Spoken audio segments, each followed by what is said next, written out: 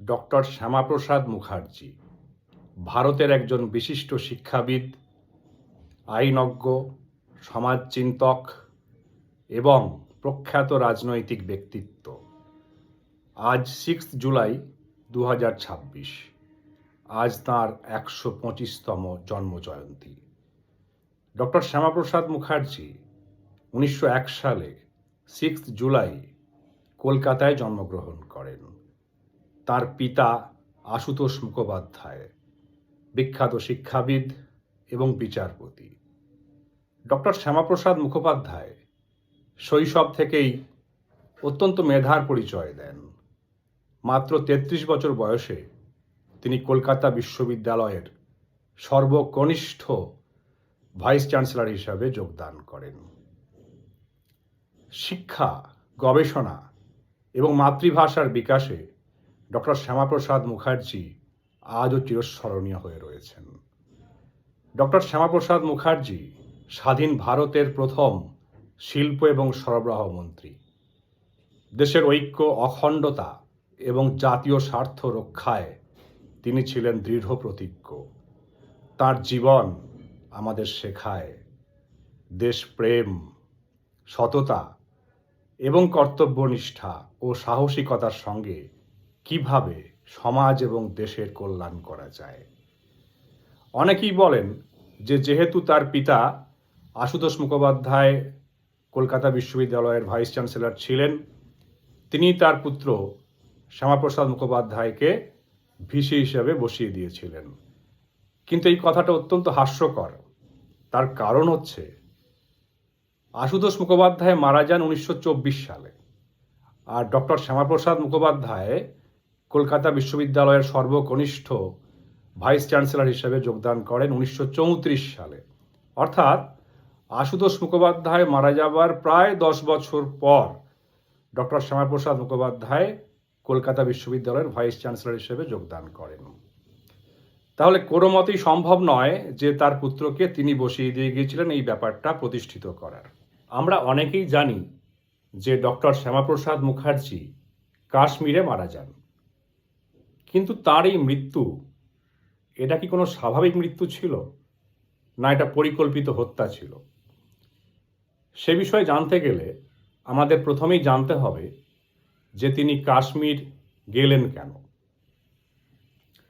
1947 সালে ভারত যখন স্বাধীন হয় তখন 565টা মতো দেশীয় রাজ্য ছিল। ব্রিটিশ সরকার সেই সময় ঠিক করে যে এদের মধ্যে যাদের ইচ্ছে তারা পাকিস্তানের সঙ্গে যুক্ত হতে পারে, আর যাদের ইচ্ছে তারা ভারতের সঙ্গে যুক্ত হতে পারে।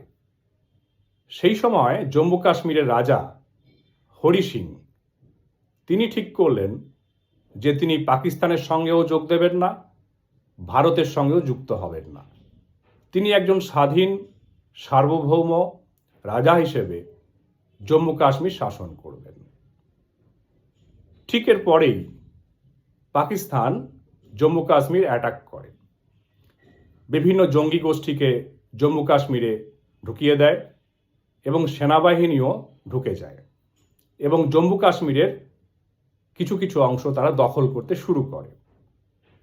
ঠিক এই সময় হরি সিং ভারত সরকারের সাহায্য চায়। তখন ভারত সরকার হরি সিংকে বলে যে আপনি তো ভারতের সঙ্গে যুক্তই নন, আপনাকে সাহায্য পেতে গেলে ভারতের সঙ্গে যুক্ত হতে হবে। তখন হরি সিং এয়ারলিফটে করে দিল্লি চলে আসেন, চুক্তি স্বাক্ষর করেন, জম্মু কাশ্মীর আইনত ভারতের সঙ্গে যুক্ত হলো। তারপর ভারত সরকার জম্মু কাশ্মীরে সেনাবাহিনী পাঠায় এবং সেনাবাহিনী পাকিস্তানি সেনাদের এবং জঙ্গিদেরকে হটিয়ে দিয়ে প্রায় জম্মু কাশ্মীর দখল করে ফেলেছিল পুরোটা। কিন্তু সেই সময় জওহরলাল নেহেরু কি করলেন, ভারতবর্ষ স্বাধীন হয়ে যাওয়ার পরেও তিনি লর্ড মাউন্টব্যাটেনকে ভারতবর্ষে রেখে দিয়েছিলেন। তিনি লর্ড মাউন্টব্যাটেনের পরামর্শে চলে গেলেন ইউএনওতে এবং ইউএনও তখন কি বলল যে যে যতটা দখল করে রেখেছে স্থিতাবস্থা বজায় থাকবে, তার দখলে ততটাই থাকবে। যখন ভারতীয় সেনা জম্মু কাশ্মীরের প্রায় সবটা দখল করে ফেলছিল, ঠিক সেই সময় তিনি চলে গেলেন ইউএনওতে। অর্থাৎ যে বিষয়টা ছিল ভারত এবং পাকিস্তানের দ্বিপাক্ষিক বিষয়, দ্বিপাক্ষিক সমস্যা, জওহরলাল নেহেরু তিনি কি করলেন, বিষয়টাকে আন্তর্জাতিক সমস্যা করে তুললেন। এবং পাকিস্তান যতটা দখল করেছিল, যেটাকে আমরা এখন পিওকে বলি, পাক অধিকৃত কাশ্মীর বলি, তো তার ফলে কি হলো, পুরোটা আমরা দখল করতে পারলাম না সেই সময়। এরপর শেখ আবদুল্লাহ তিনি কাশ্মীরের প্রধানমন্ত্রী হলেন এবং হরি সিংয়ের পুত্র করণ সিং তাকে কাশ্মীরের রাষ্ট্রপতির মতো একটা পোস্ট দেওয়া হলো এবং হরি সিং তিনি কাশ্মীরের আলাদা পতাকা করলেন, আলাদা আইন তৈরি করলেন, আলাদা সংবিধান তৈরি করলেন। ভারতের আইন আলাদা, পতাকা আলাদা, সংবিধান আলাদা, কাশ্মীরের আইন, পতাকা, সংবিধান সব আলাদা। এই ব্যাপারটা ডক্টর শ্যামাপ্রসাদ মুখার্জি মানতে পারেননি। ডক্টর শ্যামাপ্রসাদ মুখার্জি মনে করতেন যে এক দেশ মে দো নিশান, দো বিধান, দো প্রধান नहीं চলেগা।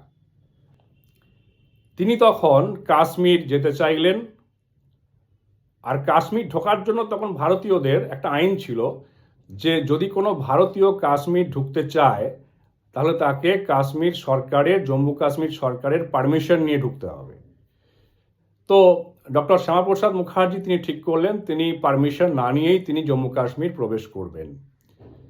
তখন সুচেতা কৃপালিনী, অর্থাৎ সুচেতা মজুমদার কৃপালিনী, তিনি জম্মু কাশ্মীর প্রবেশ করার আগে ডক্টর শ্যামাপ্রসাদ মুখার্জির সঙ্গে একটা বৈঠক করলেন এবং বললেন যে আপনি জম্মু কাশ্মীর প্রবেশ করবেন না, যদি আপনি যান তাহলে কিন্তু আপনি জীবদ্দশায় ফিরতে পারবেন না। তার কারণ জওহরলাল নেহেরু আপনাকে শত্রু বলে মনে করে।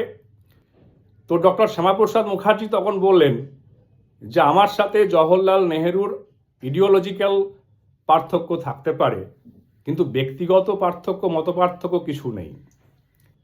তাই তিনি জম্মু কাশ্মীর প্রবেশ করলেন এবং সেই সময় জম্মু কাশ্মীরের সেনাবাহিনীর ক্যাপ্টেন আজিজ তাকে গ্রেপ্তার করেন এবং তাকে গ্রেপ্তার করে কোনো জেলখানায় রাখা হয়নি, কোনো কোর্টেও তাকে প্রডিউস করা হয়নি।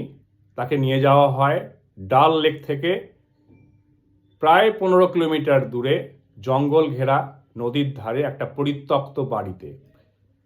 ডক্টর শ্যামাপ্রসাদ মুখার্জির জীবনের শেষ 40 দিন এই পরিত্যক্ত বাড়িতেই কাটে।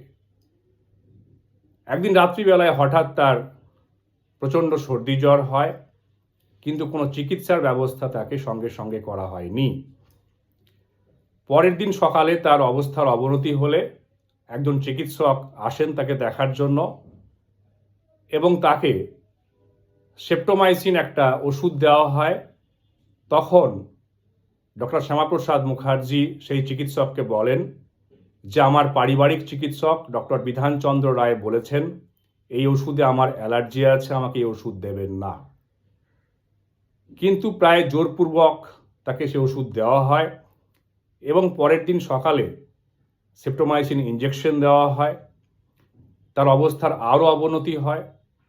তখন তাকে শ্রীনগরের একটি সরকারি হসপিটালে নিয়ে আসা হয় এবং 23শে জুন সকালে তার মৃত্যু সংবাদ প্রচারিত হয়। পরবর্তীকালে ডক্টর শ্যামাপ্রসাদ মুখার্জির জ্যেষ্ঠা কন্যা যখন জম্মু কাশ্মীর যান, তখন জনৈকা একজন নার্স যিনি ডক্টর শ্যামাপ্রসাদ মুখার্জির চিকিৎসার দায়িত্বে ছিলেন, তার কন্যাকে বলেন যে 22 তারিখ রাত্রি 2টোর সময় একজন চিকিৎসক একটি ইঞ্জেকশন তাকে দেন। ইঞ্জেকশনটি দেওয়ার পর ডক্টর শ্যামাপ্রসাদ মুখার্জি বলেন মেরা সব কুছ জ্বল রাহা হ্যায়, আমার গোটা শরীর জ্বলে যাচ্ছে। তারপর তিনি মারা যান। প্রাক্তন স্পিকার সোমনাথ চট্টোপাধ্যায়ের পিতা নির্মল চট্টোপাধ্যায় পরবর্তীকালে পার্লামেন্টে একটি প্রসিডিংসে বলেন যে তার মৃত্যুর পর তখন জওহরলাল নেহরু বিদেশে ছিলেন, একজন সাংবাদিক তাকে সেই খবরটি দেন এবং খবরটা শুনে তিনি প্রচণ্ড উল্লসিত হন এবং লাঠি ঘোরাতে ঘোরাতে পাশের ঘরে চলে যান। পরবর্তীকালে ডক্টর শ্যামাপ্রসাদ মুখার্জির মা যোগমায়া দেবী জওহরলাল নেহরুকে একটি চিঠি লেখেন এবং সেই চিঠিতে বলেন যে আমার পুত্রের অকাল প্রয়াণের জন্য জম্মু কাশ্মীর সরকার এবং পরোক্ষভাবে আপনি দায়ী। এর জন্য আপনাকে একদিন সত্যের মুখোমুখি হতে হবে এবং সেই সঙ্গে ঈশ্বরের মুখোমুখি আপনাকে হতেই হবে। এই হচ্ছে ডক্টর শ্যামাপ্রসাদ মুখার্জির মৃত্যু রহস্য। রহস্য বলছে এই কারণেই, এটা কি কোনো স্বাভাবিক মৃত্যু ছিল নাকি এটা পরিকল্পিত হত্যা ছিল? ঠিক করবেন আপনারাই। নমস্কার।